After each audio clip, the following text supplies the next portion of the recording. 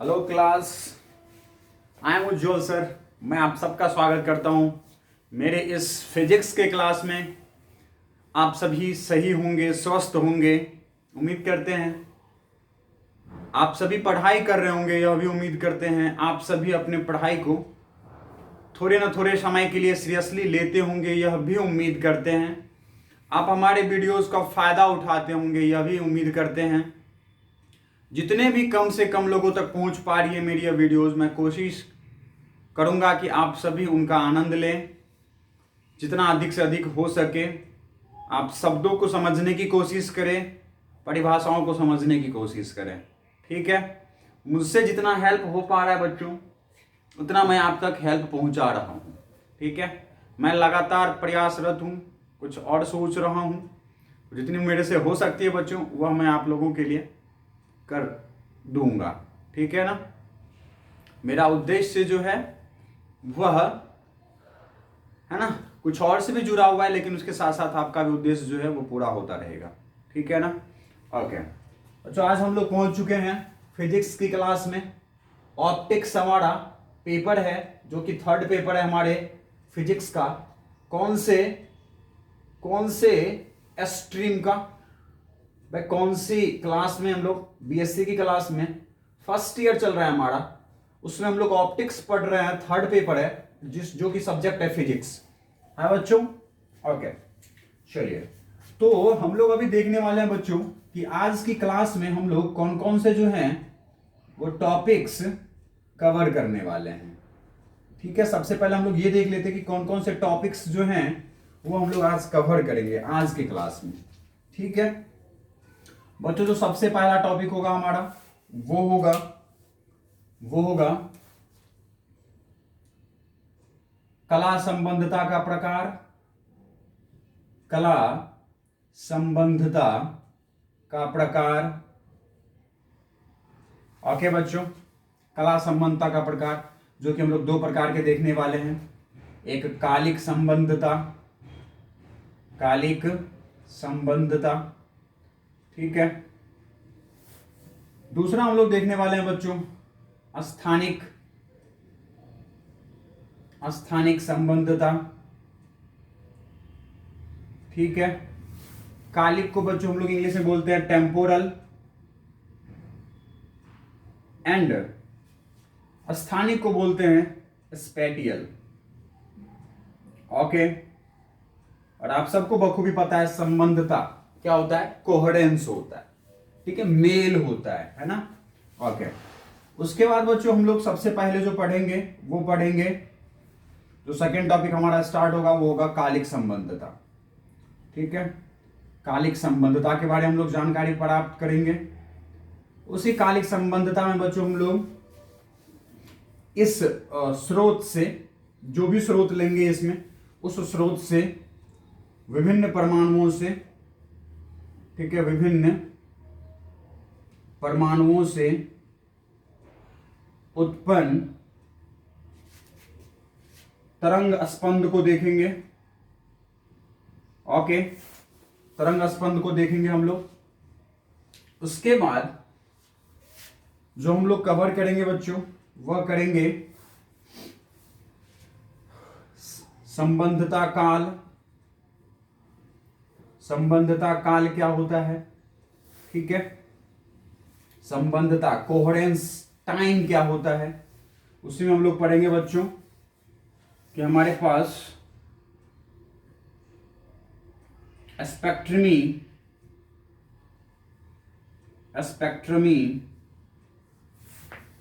रेखा, ठीक है, स्पेक्ट्रमी रेखा से परिशुद्धता,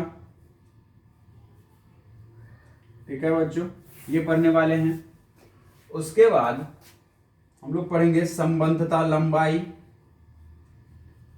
ठीक है। संबंधता काल और संबंधता लंबाई, ये देखिए आपका आ गया। तो संबंधता लंबाई हम लोग देखेंगे। उसके बाद बच्चों हम लोग चलेंगे, समता लंबाई को हम लोग यहां पर L से दिखाएंगे। स्पेक्ट्रमी रेखा की परिशुद्धता को हम लोग बच्चों Q से दिखाएंगे, ठीक है। संबंधता जो लंबाई होगा बच्चों, वो हम लोग एक तो आवृत्ति के पदों में व्यक्त करेंगे,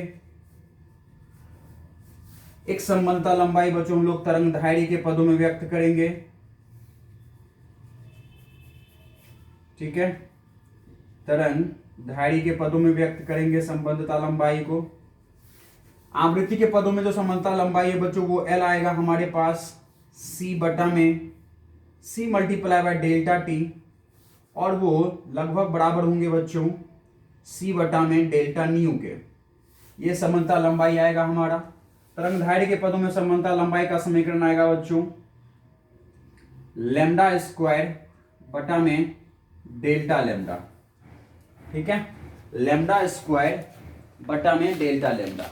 ओके, तो ये हम लोग बच्चों आज के क्लास में कवर करने वाले हैं ये सारी बातें। ठीक है, अगर आपको अच्छा लगे तो प्लीज बच्चों आप सभी जितनी भी मेरे वीडियोस को देख रहे हैं लाइक करें। जो लोग सब्सक्राइब नहीं कर रहे थे वो सब्सक्राइब करें। जिन लोग को अच्छा लगता है वो दूसरों तक शेयर भी करें। ठीक है, अधिक से अधिक लोगों तक शेयर करें ताकि उन्हें भी फायदा हो सके हमारे इस क्लास का, है ना। चलिए तो आज स्टार्ट करते हैं हम लोग। देख लिया आपने हम लोग कितने चीज हम लोग कवर करने वाले हैं बच्चों। आज की क्लास में क्या क्या कवर करने वाले हैं ये आप देख चुके हैं, तो मिटाया जाए इसे। चलिए आगे चलते हैं, देख लीजिए आप ध्यान से देख लीजिए आज हम लोग क्या क्या कवर करने वाले हैं। चलिए मिटाते हैं इसे और स्टार्ट करते हैं अपनी क्लास को। सबसे पहले तो आप जान चुके हैं कि संबंधता का काल संबंधता का कितने प्रकार होते हैं। कितने प्रकार होते हैं? दो होते हैं। पहला कालिक संबंधता और दूसरा स्थानिक संबंधता। ठीक है बच्चों, सबसे पहला हम लोग पढ़ने वाले हैं कालिक संबंधता। ठीक है, जल्दी से मुझे बताइए काल संबंधता के कितने प्रकार। काल संबंधता फेज कोहेरेंस। काल संबंधता क्या होता है बच्चों, मैं पिछली क्लास में बता चुका हूं, दोबारा क्वेश्चन मत पूछिएगा। और न ही यहां तक आप थर्ड वीडियो देखने जब आए मेरे पास, सॉरी फोर्थ वीडियो जब आप मुझे देखने आए तो आप ये सब सारी बातों का क्लियर करके, है ना, सारी बातों को क्लियर करके आए पिछले वाले वीडियो से। समझ में नहीं आया तो प्लीज मुझे कमेंट कीजिए ताकि मैं आपकी बातों को जो है वो कंसीडर कर सकूं और मैं अपने अगले आने वाले वीडियोस में उन सभी बातों को आपको समझा सकूं। ठीक है बच्चों, देखिए बच्चों पिछले वीडियोस में बच्चों जो सबसे पहला वीडियोस था उसमें मैंने फ्रेनेल की बात की थी। फ्रेनेल से जुड़ा बच्चों हमने विवर्तन का बात किया था। वहां पे फ्रेनेल ने ध्रुवन की प्रयोग की थी। ठीक है, पहले वीडियोस में वो थोड़ी सी जो है ना बच्चों है ना ब्रेन यहाँ पर कंसंट्रेट होने के कारण कुछ जो है ना गलत वहां पर प्रयोग कर लिया गया शब्द का। उसके बाद बच्चों एक वीडियोस में थी जहां पर मैंने शायद से सेकेंड या थर्ड वीडियो में जहां पर मैं बता रहा था आपको कला असंबंध स्रोत, उस वीडियो में मैंने कह दिया था कि जो कलांतर होते हैं, सॉरी जो कला होता है वह निश्चित होता है। ये ऐसा कह दिया था कला असंबंध स्रोत में। तो बच्चों आपको पता है कि कला असंबंध स्रोत में जो कला होती है वो समय के साथ क्या होती है, अनिश्चित होती है, निश्चित नहीं होता है, तभी तो वो कला असंबंध स्रोत है। ठीक है ना, तो वहां पर वो चीजें बच्चों ध्यान दे दीजिएगा। ठीक है ना, कोई दिक्कत? चलिए आज के टॉपिक से स्टार्ट करते हैं, कवर करते हैं बच्चों। सबसे पहले हम लोग पढ़ेंगे क्या, हमने क्या कहा अभी कि काल संबंधता के कितने प्रकार होते हैं। काल संबंधता के दो प्रकार हैं। ठीक है, कितने प्रकार हैं? दो प्रकार इस काल संबंधता के। इस काल संबंधता के दो प्रकार में जो पहला है वो क्या है, वो हमारे पास कालिक संबंधता, कालिक संबंधता, और दूसरा है बच्चों हमारे पास स्थानिक संबंधता। कौन सा है? स्थानिक संबंधता। ठीक है, स्थानिक संबंधता। तो सबसे पहले बच्चों हम लोग स्टार्ट करेंगे वो पढ़ेंगे कालिक संबंधता। कालिक संबंधता क्या होती है। ठीक है, और उसके बाद बच्चों हम लोग इसी के आगे जो आपके बुक्स में टॉपिक होंगे वो होगा स्पेक्ट्रमी, है ना, एवं स्पेक्ट्रमी रेखा की परिशुद्धता। स्पेक्ट्रमी है ना, स्पेक्ट्रमी रेखा की परिशुद्धता। स्पेक्ट्रमी रेखा की परिशुद्धता बच्चों हर एक शब्द पर बात करेंगे हम लोग। क्या है एक एक शब्द, क्या है एक शब्द का क्या मतलब है। अगर आपको फिर भी कोई कंफ्यूजन रहता हो, कोई शब्द छूट जाता हो मेरे बताने से, तो आप मुझे बिल्कुल बच्चों बता सकते हैं, इन्फॉर्म कर सकते हैं, ठीक है ना, क्योंकि आप सभी के सहयोग से ही मेरे भी ये जो आपकी जो पहली बार जो मैं बीएससी क्लासेस ले रहा हूं उसमें कुछ निखार आएगा, आप सबका भी योगदान होगा, उस पूरा का पूरा आप सबका भी योगदान होगा, ठीक है। जो भी गलतियां होंगी उन्हें आप माफ करेंगे, जो भी अच्छाइयां होंगी उन्हें आप ग्रहण करेंगे और आप आगे बढ़ेंगे, मैं उम्मीद करता हूं ऐसा। चलिए बच्चों, इंसान है, गलतियां होती रहती है ना। चलिए हम लोग इन सारे टॉपिक्स को कवर करेंगे और जो सबसे पहला टॉपिक है वो हमारे सामने आ चुका है ना बच्चों। इसमें जो सबसे पहले हम लोग देखने वाले हैं कालिक समता में, वो देखने वाले हैं एक वर्णी प्रकाश स्रोत। एक वर्णी प्रकाश स्रोत क्या होता है? एक वर्णी प्रकाश स्रोत, ठीक है, जिसको हम लोग बोलते हैं बच्चों monochromatic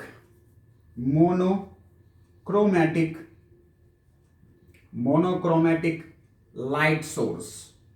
monochromatic light source, monochromatic एक वर्णी प्रकाश स्रोत। वर्ण का मतलब रंग है ना। एक वर्णी प्रकाश स्रोत बच्चों, एक वर्णी प्रकाश स्रोत क्या होता है? वह प्रकाश स्रोत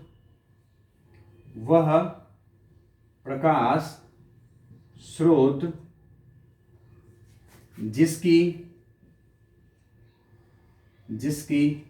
आवृत्ति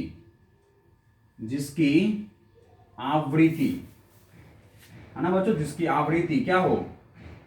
आवृत्ति नियत हो, ठीक है, नियत हो, ओके, जिसकी आवृत्ति नियत हो या निश्चित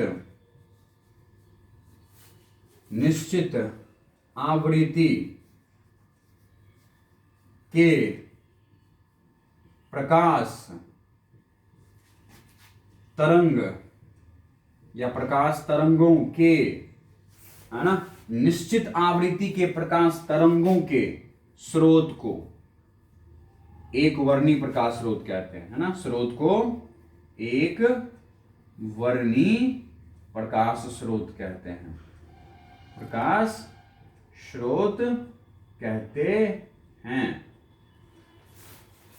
वह प्रकाश स्रोत जिसकी आवृत्ति क्या हो बच्चों? नियत हो, एकदम कांस्टेंट हो, ठीक है, या फिर कहे तो निश्चित आवृत्ति के प्रकाश तरंगों के स्रोत को, निश्चित आवृत्ति का बच्चों, जो भी प्रकाश तरंग निकल रही है वो किस आवृत्ति का है? एक निश्चित आवृत्ति का है, ठीक है, एक निश्चित आवृत्ति का है। जो भी प्रकाश तरंग निकल रही है वो सभी प्रकाश तरंग एक ही आवृत्ति के हैं, ठीक है, सभी प्रकाश तरंग क्या हैं? एक ही आवृत्ति के हैं। तो वो कौन सा प्रकाश स्रोत कहलाता है बच्चों? एक वर्णी प्रकाश स्रोत कहलाता है, ठीक है। जब किसी स्रोत से एक ही प्रकार के, है ना, एक ही प्रकार के आवृत्ति के प्रकाश तरंग निकलते हो तो वो क्या कहलाएगा? एक वर्णी प्रकाश स्रोत कहलाएगा, ठीक है ना बच्चों। यहाँ पे निश्चित आवृत्ति का कहने का मतलब क्या है कि प्रकाश तरंग, है ना, एक ही आवृत्ति के, है ना, एक ही आवृत्ति के प्रकाश तरंगों के स्रोत को क्या बोलेंगे? एक वर्णी प्रकाश स्रोत। अब बच्चों आपको पता है क्या कि अगर मैं व्हाइट लाइट की बात करूं, सफेद प्रकाश की बात करूं, है ना, किस प्रकाश की बात करूं? सफेद प्रकाश की। तो ये सफेद प्रकाश के पास बच्चों कितने रंग होते हैं? 7 रंग होते हैं। पता है आपको? विव बोलिए हाँ है ना, विव ये 7 रंग होते हैं, है या नहीं है? तो बच्चों ये अलग अलग रंग के पास अलग अलग आवृत्ति होती है, आपको पता है ना। अलग अलग रंग मतलब वर्ण, अलग अलग 2 बार का मतलब क्या हुआ कि अलग अलग 2 बार है, तो अलग अलग वर्ण के अलग अलग आवृत्ति एवं तरंगधारी होती है, अलग अलग आवृत्ति होती है एवं, है ना, अलग अलग तरंगधारी होती है। अलग अलग क्या होती है? इसकी तरंगधारी होती है। बोलिए हाँ या ना? होती है। तो दैट मीन्स अगर कोई एक ही प्रकार का आवृत्ति का कोई किसी स्रोत से प्रकाश निकल रहा है तो कितने वर्ण के प्रकाश स्रोत कहलाएंगे? वो एक वर्ण के प्रकाश स्रोत कहलाएंगे। बोलिए हाँ या ना? अलग अलग वर्ण के अलग अलग आवृत्ति एवं अलग अलग तरंगधारी होंगे। बोलिए हाँ या ना? तो अगर किसी स्रोत से एक ही आवृत्ति के प्रकाश तरंग निकल रहे हैं, सभी प्रकाश तरंगों का एक ही आवृत्ति है, निश्चित आवृत्ति है, ठीक है ना, परिवर्तित आवृत्ति नहीं है उस तरंगों के, तो दैट मीन्स वह स्रोत कैसा होगा, एक ही वर्ण का, एक ही रंग का प्रकाश स्रोत होगा। बोलिए हाँ या ना, पक्का। जो निश्चित आवृत्ति कहने का मतलब है बच्चों, वो क्या कहने का मतलब है कि एक ही आवृत्ति का, सभी तरंगों की निश्चित आवृत्ति, बदले हुए आवृत्ति नहीं होंगे, है ना, तो वो क्या कहलाएगा बच्चों, एक वर्णी प्रकाश स्रोत कहलाएगा। क्या यह बात आपके जो है ना आपके पास तक पहुंच रही है बच्चों? बोलिए, क्या आप तक ये मेरी बातें पहुंच रही है? ये बताइए, पहुंच रही है?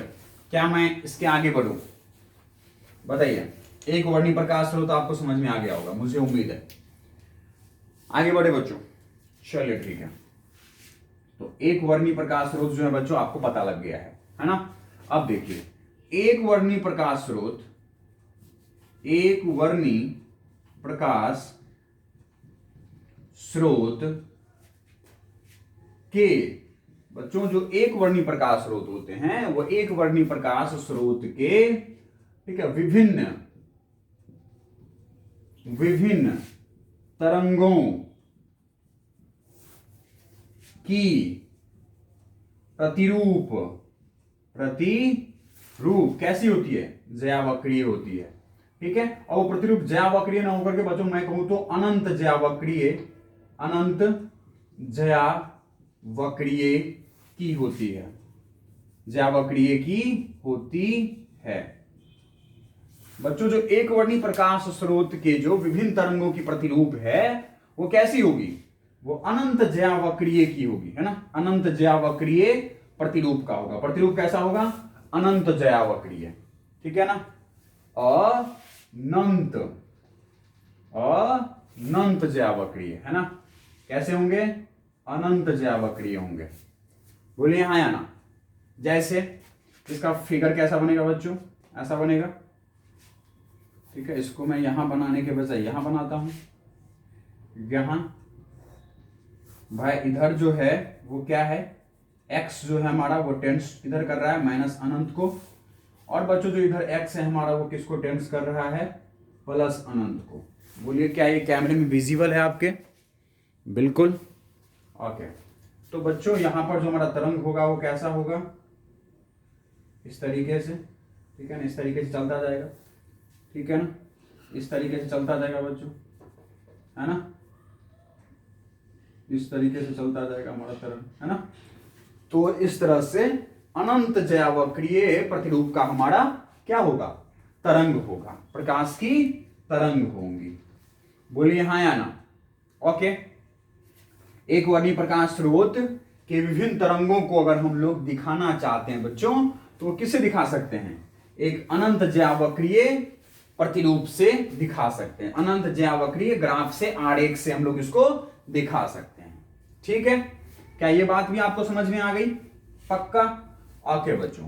अब बच्चों क्या है कि इससे जुड़ा हुआ, मतलब अगर एक वर्णी प्रकाश स्रोत का कोई प्रकाश तरंग है तो उसके लिए तीव्रता एवं आवृत्ति के बीच में जो ग्राफ बनेगा बच्चों, आपने क्या कहा है कि एक निश्चित आवृत्ति के प्रकाश निकलेंगे, है ना। एक निश्चित आवृत्ति का, एक ही आवृत्ति का, मतलब आवृत्ति के अलग अलग वैल्यू नहीं होंगे बल्कि आवृत्ति का एक ही वैल्यू होगा, और उसी वैल्यू के लिए प्रकाश निकलेंगे, मतलब उसी वैल्यू के लिए प्रकाश की तीव्रता जो है वो बढ़ेगी, ठीक है।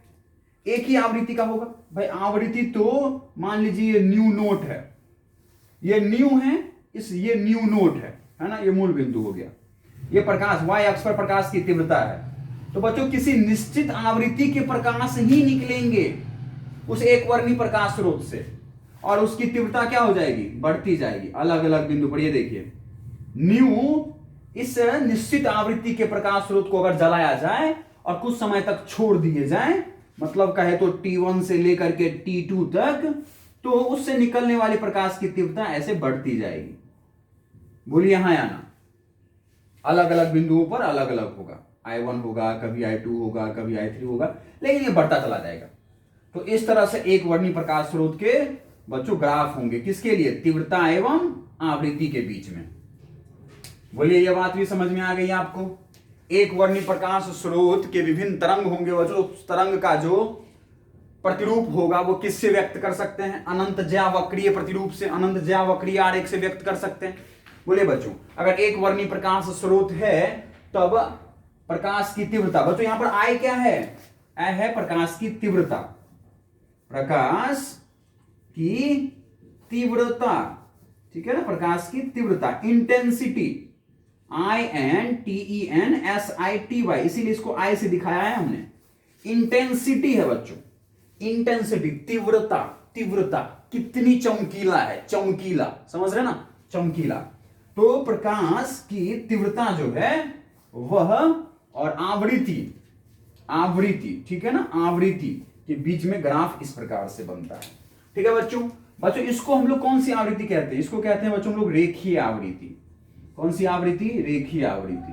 और एक होती है बच्चों कोणीय आवृत्ति। पिछली क्लास में मैंने आपको बताया था कोणीय आवृत्ति के बारे में। ठीक है, अभी भी चर्चा कर लेते हैं एक बार। तो क्या ये सब समझ में आ रहा है बच्चों आपको? क्या आप समेट पा रहे हैं सारी बातों को? और बच्चों अगर मान लीजिए एक वर्णी प्रकाश स्रोत है और उसका अगर ज्या वक्र बन रहा है प्रतिरूप, अगर आकार उसका, अगर आरेख जो है वो ज्या वक्र का बन रहा है, तो इस ज्या वक्रीय तरंग का जो है समीकरण क्या होता है बच्चों? क्या होता है? तो पिछले क्लास में मैंने आपको बताया था क्या होता है। होता है y बराबर में a साइन, ठीक है, इस प्रकार से भी लिख सकते हैं बच्चों, ओमेगा टी माइनस के एक्स, ठीक है, ये समीकरण होता है ज्या वक्र का। मैंने आपको बताया था ये y क्या है, ठीक है बच्चों। ये प्रकाश की तरंगे जो चलेंगी, तो प्रकाश के तरंग जो चलेंगे बच्चों, जो प्रकाश चलेगा उस प्रकाश में आपको पता है क्या होते हैं? क्वांटा, सूक्ष्म कण होते हैं, क्वांटा होता है। प्रकाश एक सूक्ष्म कणों से मिलकर के बना है, प्लांक ने बताया था, बोलिए हाँ या ना, क्वांटा से मिलकर बना है। एक ऊर्जा का पैकेट है, ऊर्जा का पैकेट है जिसको क्वांटा कहा था। दैट मीन्स बच्चों ये जो तरंग है उस पर क्या है? कुछ और नहीं है बल्कि क्वांटा है, क्वांटम है इस पर बच्चों, ये क्वांटा है इस पर, ठीक है। ये ऊर्जा का पैकेट है, इस तरह से ऊर्जा का पैकेट है, ये छोटे छोटे कणों के रूप में। बोलिए हाँ या ना, बोलिए। तो बच्चों ये जो कण है वो तो अभी ना इस ग्राफ पर है, जब प्रकाश नहीं जलाया गया था तब ये जो कण है बच्चों वो कहां होंगे? और आपको पता है क्या कहा था? हाइगेंस ने कहा था कि हमारे तरंग को चलने के लिए माध्यम की आवश्यकता होती है। दैट मीन्स ये छोटे छोटे कण के माध्यम थे यहां पर। जैसे आपने प्रकाश जलाया तो उस कणों पर वो प्रकाश पड़ा, उससे ऊर्जा मिला उस कणों को और वो कंपन करना शुरू कर दिया अपने स्थानों पर। बच्चों ये जो कण है वो अपने स्थान पर क्या करेंगे? कंपन करेंगे, कभी ऊपर और कभी नीचे।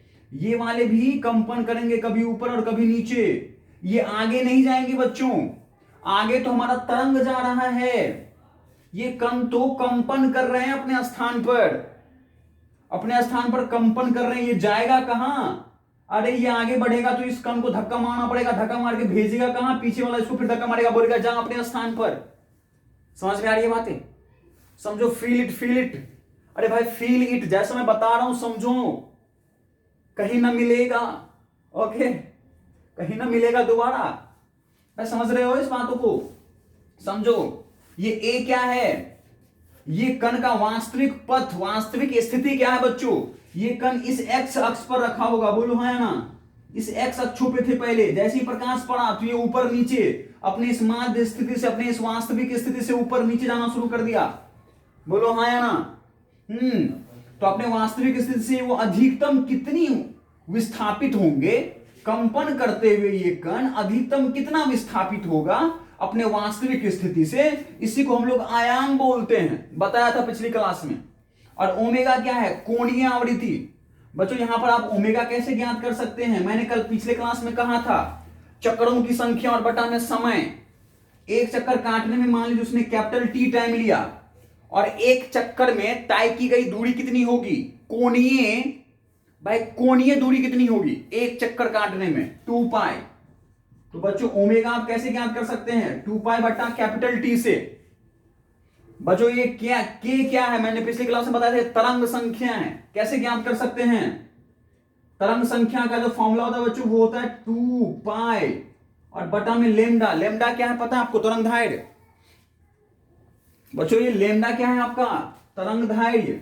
और x क्या है, मूल बिंदु से, भाई इस मूल बिंदु से तरंग कितना विस्थापित हुआ है, बोलिए हाँ या ना, x है वो। और t तो आपको पता है जिस टाइम पर आपको तरंग की विस्थापन जाननी है, बोलो हाँ या ना, तो वो t है। ओमेगा क्या है बता दिया, k क्या है बता दिया, x क्या है बता दिया, और ये y क्या है वो बताया आपको पिछले क्लास में कि भाई अलग अलग कण अलग अलग समय पर अलग अलग स्थिति में हैं, सारे ए ही विस्थापित थोड़ी ना कर चुके हैं, ये तो उसकी अधिकतम विस्थापन है ना, किसी भी कण का अधिकतम विस्थापन कितना कर सकता है। y क्या है, किसी समय पर उस कण का विस्थापन। समझ में आई बात? मैंने कहा कि भाई 3 सेकंड पर ये वाले कण कहां हैं, सबसे अधिकतम ऊंचाई पर, या फिर उससे नीचे, या फिर उससे नीचे, या फिर सबसे नीचे, किस स्थिति में है, तो उस टाइम पर किसी कण का स्थिति है ये, y स्थिति बताता है, विस्थापन बताता है। भाई कोई कण विस्थापित कहां हो रहा है, x के दिशा में या y के दिशा में, बोलो बोलो फटाक से बोलो, अब तो बोल पाओगे।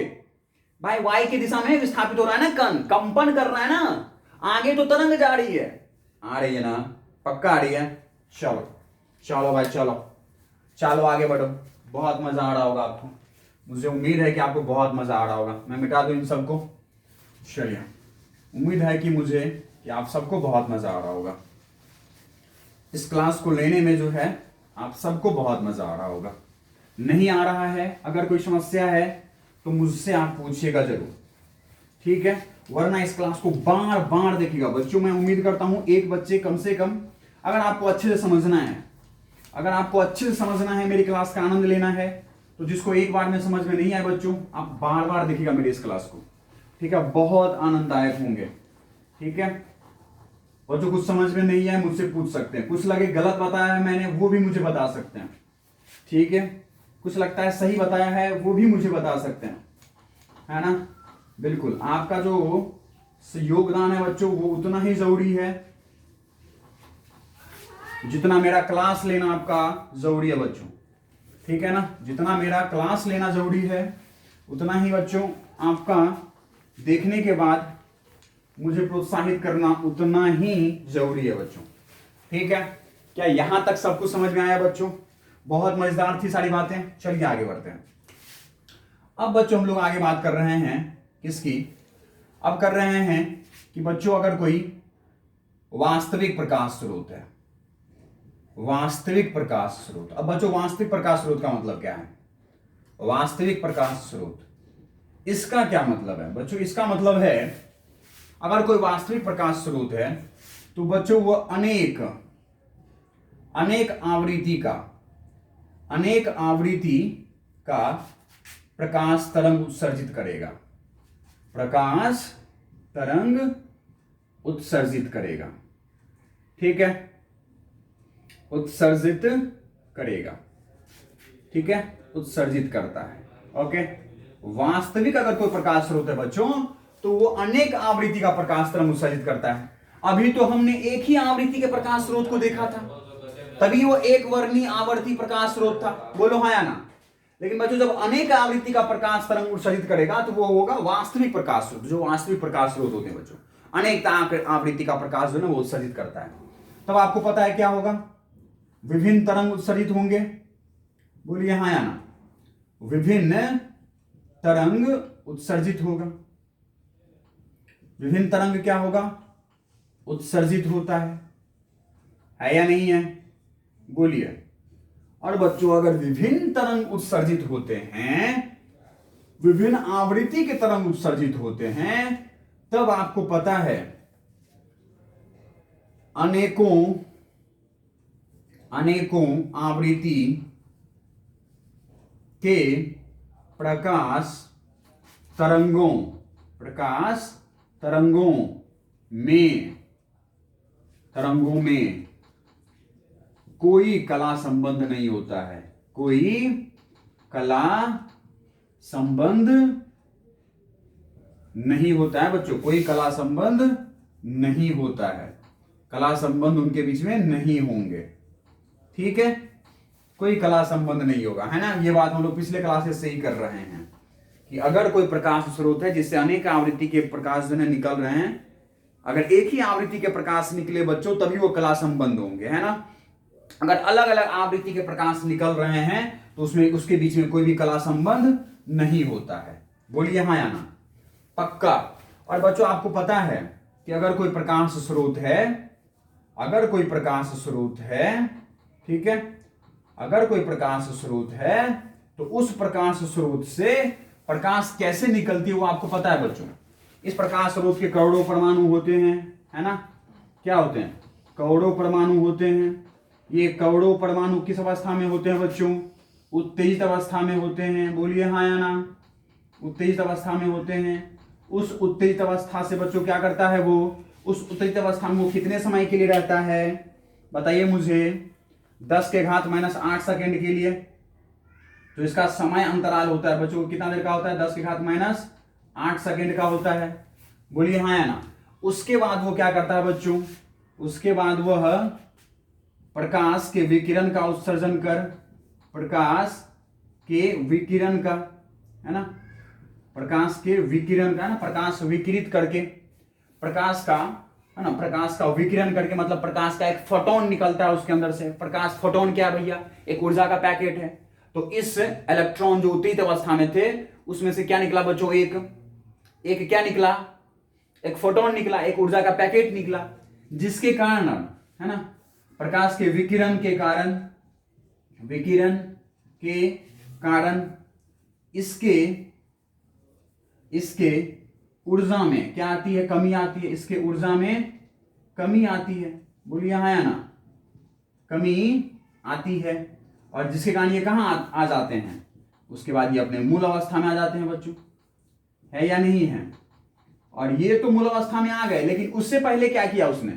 एक विकिरण का उत्सर्जन किया, एक फोटोन का उत्सर्जन किया, जो कि प्रकाश का मतलब वो एक ऊर्जा का पैकेट है, फोटोन है। और फोटोन क्या है बच्चों? वो तो प्रकाश का ही एक क्वांटा है, प्रकाश के कण है, सूक्ष्म कण है, प्रकाश का एक ऊर्जा का पैकेट है, जो कि अगर एक साथ इकट्ठे मिल गए बहुत सारे तो किसका निर्माण करेगा? प्रकाश का। बोलो हाँ या ना।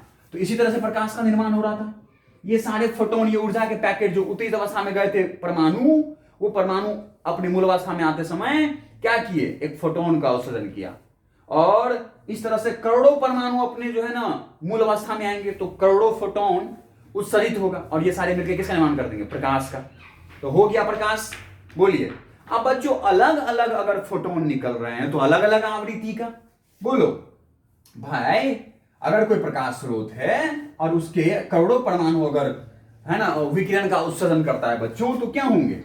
अलग अलग आवृत्ति का प्रकाश निकलेगा। बोलिए हाँ ना, अलग अलग आवृत्ति का, ठीक है, विकिरण होगा। अलग अलग आवृत्ति का क्या होगा? विकिरण होगा, है ना। यहां पे विकिरण से कंफ्यूज मत होना। विकिरण मतलब अलग अलग आवृत्ति के फोटोन निकलेंगे, ठीक है ना बच्चों। फोटोन ये प्रकाश के क्या है? क्वांटम कण है, क्वांटा कण है, एक छोटा सा कण है, ठीक है ना।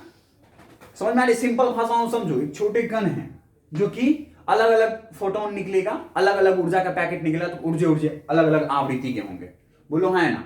और अलग अलग आवृत्ति का तो वह पता है आपको, ये जो फोटोन है वो किसकी तरह चलेंगे? किसी पथ पर चलेगा तो किसकी तरह चलेगा भाई? किसकी तरह ये तरंग चलेंगे? तो ये चलेंगे भाई ज्यावक्रीय आरेख पर चलेगा। बोलो हाँ या ना। तो बच्चों क्या होंगे कि अगर कोई वास्तविक प्रकाश स्रोत है तो उनसे अनेकों ज्यावक्रीय स्पंदों का मतलब बच्चों ज्यावक्रीय आरेख, है ना, साइनोसोडियल पल्स का निर्माण होगा, ठीक है। साइनोसोडियल पल्स का निर्माण करता है, ठीक है, निर्माण करता है, ठीक है बच्चों, समझना ध्यान से।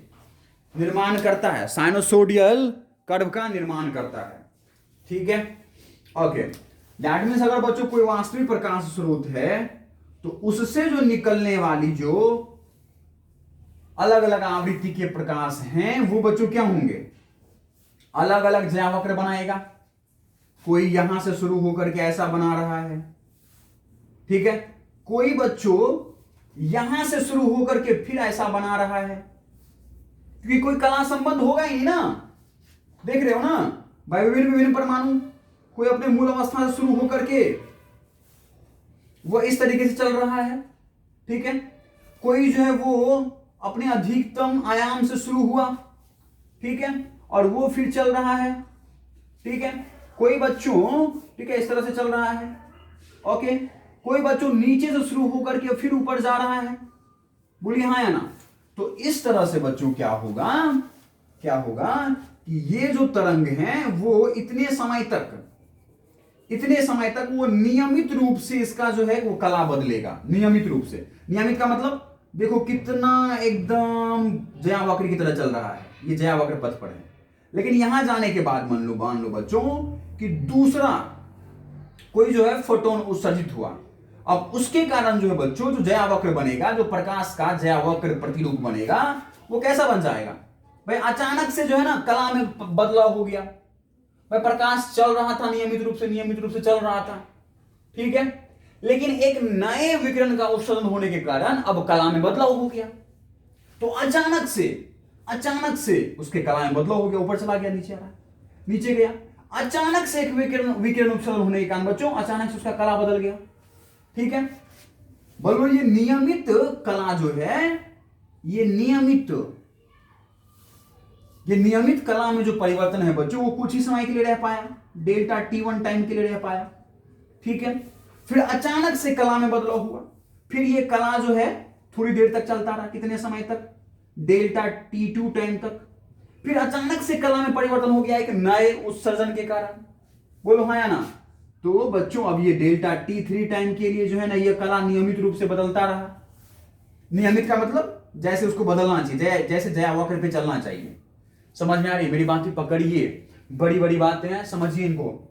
नहीं आए समझ में प्लीज इन्फॉर्म मी, दोबारा मैं वीडियो बनाऊंगा इस पर, ठीक है। यस, क्या ये आपके कैमरे में आ रहा है? क्या बच्चों ये आपके कैमरे में आ रहा है? एकदम आ रहा है ना? चलिए, तो यह बात समझ पा रहे होंगे बच्चों, ठीक है। किसी भी वास्तविक प्रकाश स्रोत से जब विभिन्न तरंगों का उत्सर्जन होता है बच्चों, तो क्या होता है कि उत्सर्जन के कारण एक जयावक्र का निर्माण होगा, एक प्रकाश की तरंग चलेंगी। वो प्रकाश की तरंग का जो कला है वो नियमित रूप से बदलेगा कुछ समय अंतराल के लिए, और फिर उसके बाद अचानक से उसके कला में बदलाव हो जाएगा। वास्तविक प्रकाश स्रोत से क्योंकि अलग अलग आवृत्ति के प्रकाश निकल रहे हैं, एक ही आवृत्ति का रहता तो फिर यहीं से वो चलना शुरू कर देता, लेकिन क्योंकि अलग अलग आवृत्ति का है तो अचानक से एक नए उत्सर्जन के कारण उसके कला में बदलाव हो गया। बोलो हाँ या ना? एक नए उत्सर्जन के कारण वो अलग ऊर्जा का, वो अलग आवृत्ति का, बोलो हाँ या ना, वो अलग आवृत्ति का एक अलग तीव्रता का प्रकाश निकलेगा वो, तो जिसके कारण उसके कला में अचानक से बदलाव हो जाएगी। अचानक से ये जो ग्राफ है जयावक्र का वो बदल जाएगा, ठीक है ना?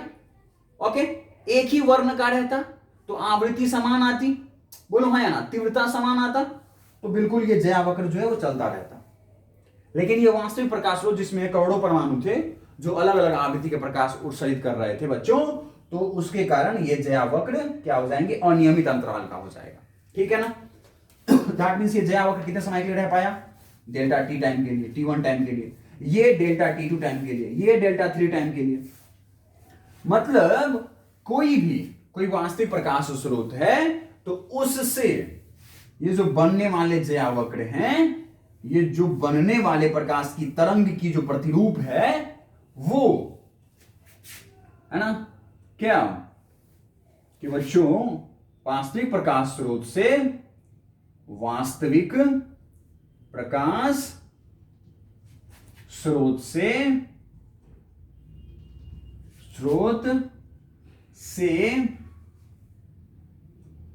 कुछ समय अंतराल डेल्टा T के लिए ही कला कैसा होता है, कला संबंधता होती है, कला संबंधता होती है, कला संबंधता होती है। ठीक है भाई, ये जो वास्तविक प्रकाश स्रोत से जो प्रकाश तरंगे निकल रही थी, वास्तविक प्रकाश स्रोत से, है ना, प्रकाश तरंगों में, ऐसे लिखेंगे ना, वास्तविक प्रकाश स्रोत से, है ना, उत्सर्जित प्रकाश तरंगों में, प्रकाश स्रोत से, ठीक है, यहां मैं लिख देता हूं, उसको पूरा कर लीजिएगा, है ना, उत्सर्जित प्रकाश तरंगों में, उत्सर्जित प्रकाश तरंगों में कुछ समय अंतराल डेल्टा टी के लिए ही कला संबंधता होती है। कला संबंधता का मतलब बता चुका हूं, कला संबंधता का मतलब, अब दोबारा मत पूछिएगा। कला संबंधता का मतलब, कला क्या है, एक समान, है ना भाई।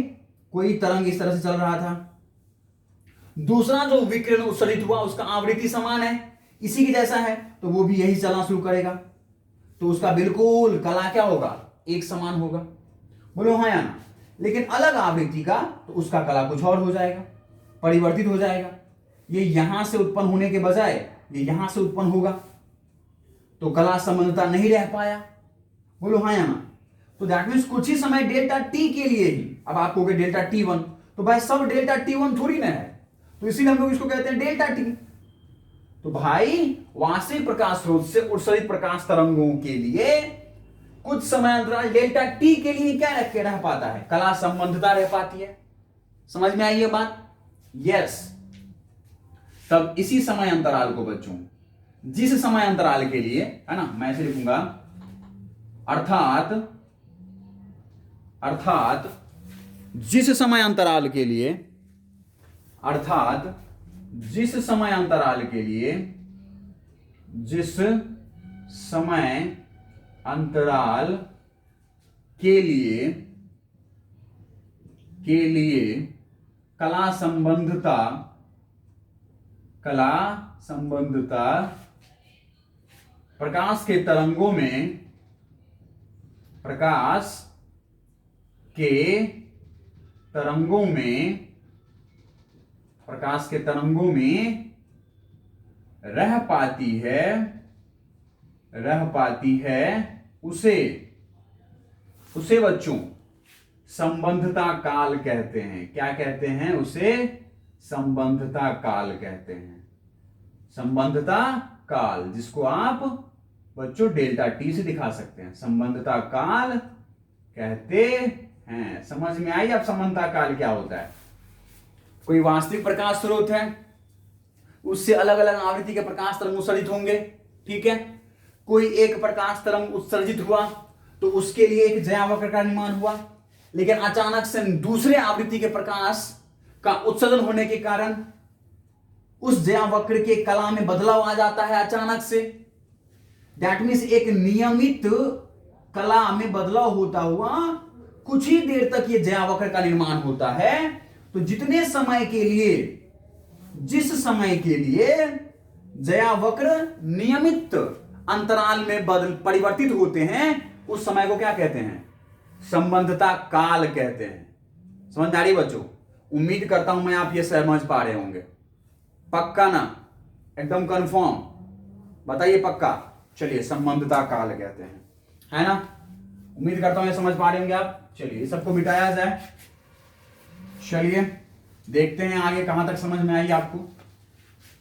अगर कोई बच्चों डाउट हो तो मुझसे पूछिएगा, ठीक है। अगर कुछ नहीं समझ में आया हो तो प्लीज मुझे इन्फॉर्म कीजिएगा, ठीक है। उम्मीद करता हूं कि आप जो है वह हमें बताएंगे, है ना। अगर कोई समस्या होगी तो हमें आप बताएंगे बच्चों, है ना। हो तो मुझे बताइएगा।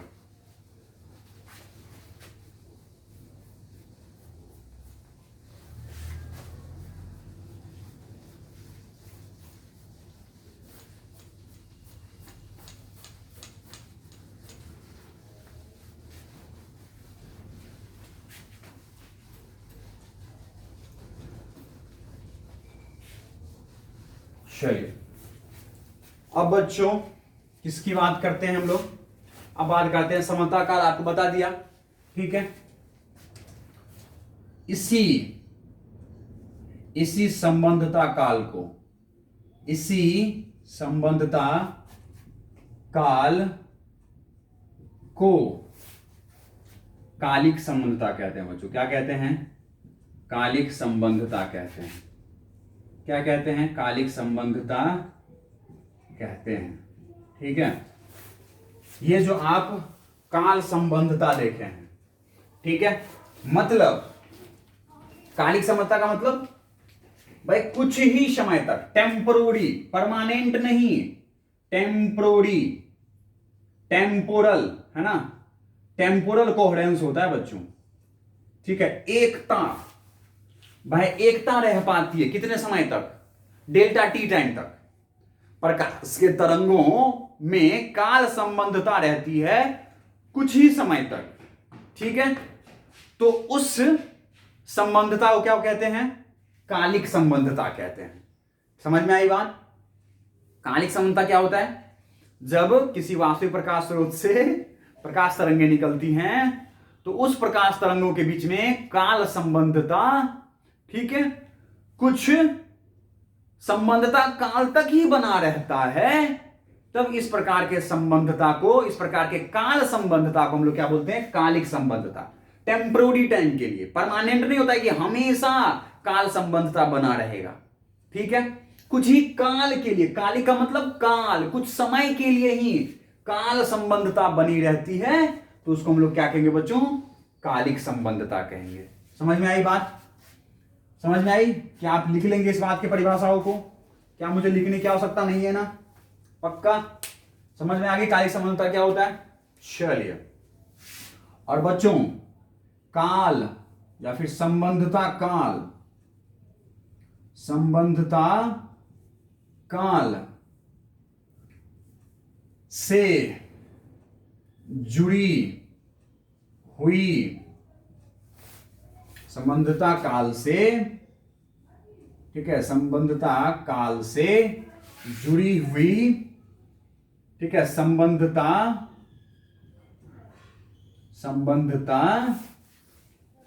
ठीक है, संबंधता लंबाई होता है बच्चों, संबंधता लंबाई होता है। ठीक है, संबंधता लंबाई कैसे संबंधता काल से जुड़ा होता है बच्चों? तो समझिएगा कि किसी विभिन्न प्रकाश तरंगों द्वारा, किसी विभिन्न प्रकाश तरंगों द्वारा संबंधता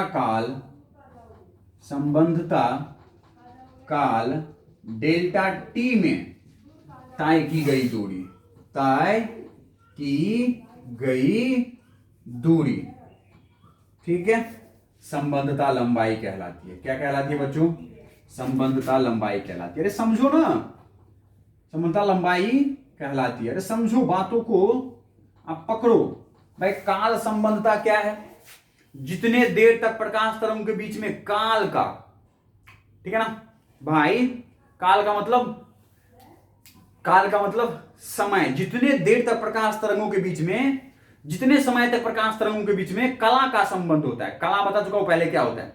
कला का मतलब किसी समय पर दो तरंगों के बीच की स्थिति समान हो, ठीक है ना, किसी समय पर दो तरंगों के बीच की जो स्थिति है वो क्या है? समान है। ठीक है ना, दो दिशाओं में चलने वाले प्रकाश तरंगों की स्थिति किसी समय पर, किसी एक समय पर निश्चित है, एक ही है, तो वो कला संबंधता या कला संबंध तरंग कहलाता है। ठीक है, तो जब किसी समय के लिए प्रकाश तरंगों का काल संबंधता बना रहे तो उसी को संबंधता काल कहते हैं। ठीक है, और उस संबंधता काल में, उस कला संबंध के समय के दौरान तरंग जितना भी दूरी तय किया है उसी को क्या कहेंगे हम लोग? संबंधता लंबाई कहते हैं। नहीं आया तो प्लीज इन्फॉर्म मी। ठीक है, प्लीज। अब संबंधता लंबाई को हम लोग बच्चों किसे दिखाते हैं? एल से दिखाते हैं बच्चों। संबंधता लंबाई किसे दिखाते हैं बच्चों? एल से। संबंधता लंबाई, यह लंबाई कुछ और नहीं है बल्कि दूरी है, तरंग की दूरी है। दूरी बराबर क्या होता है? चाल गुना समय, चाल और गुना में समय। बोलो हाँ या ना? बच्चों जो प्रकाश की तरंग है वह निर्वात में किस चाल से चलेगा, ठीक है ना, प्रकाश की चाल से चलेगा, सी से चलेगा। और समय, भाई संबंधता लंबाई किस समय के लिए होगा, संबंधता काल के लिए होगा, जिसको किसे दिखाया है आपने, डेल्टा टी से। तो इस तरह से एल बराबर में आपको क्या प्राप्त हुआ बच्चों, सी गुना में डेल्टा टी।